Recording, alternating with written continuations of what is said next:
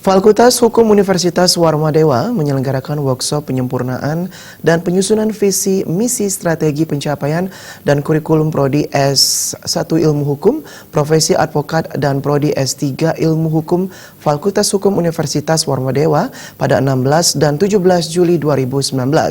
Kegiatan tersebut mendatangkan keynote speaker dan narasumber yang kompeten di bidangnya serta mengundang stakeholder dari luar lembaga. Dekan Fakultas Hukum FH Unwar, Inyoman Putu Budiarto menyampaikan, workshop ini akan diselenggarakan selama 2 hari dengan tema penyempurnaan dan penyusunan visi, misi, strategi pencapaian, dan kurikulum Prodi S1 Ilmu Hukum, Profesi Advokat, dan Prodi S3 Ilmu Hukum Fakultas Hukum Universitas Warmadewa. Workshop kurikulum merupakan kegiatan rutin yang diselenggarakan FH Unwar. 2 tahun lalu, workshop pembahasan kurikulum dilaksanakan di luar kampus, yaitu di Bangli untuk kurikulum S1 dan kurikulum Magister S2 Prodi MKN. Workshop kali ini juga membahas tentang kurikulum untuk profesi advokat dan S3 Ilmu Hukum. Kedua prodi ini untuk saat ini masih dilakukan pengusulan agar bisa dibuka di FH Unwar.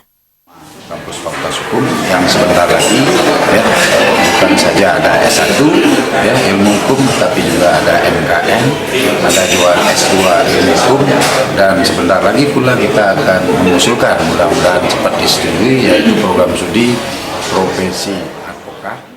Rektor Unwar yang diwakili WR1 Unwar, Inyoman Kace mengapresiasi penyelenggaraan workshop ini. Visi merupakan impian-impian yang inspiratif, sehingga pimpinan di masing-masing fakultas harus mampu menyusun visi fakultas yang bagus dan sejalan dengan visi di universitas. Kalau ini dipegang, semuanya komitmen, semuanya mengerti dengan visi, saya kira untuk mencapai visi itu bisa kita lakukan. Jadi tahapan-tahapan jelas, kemudian capaian-capaian jelas, mudah diukur itu saja.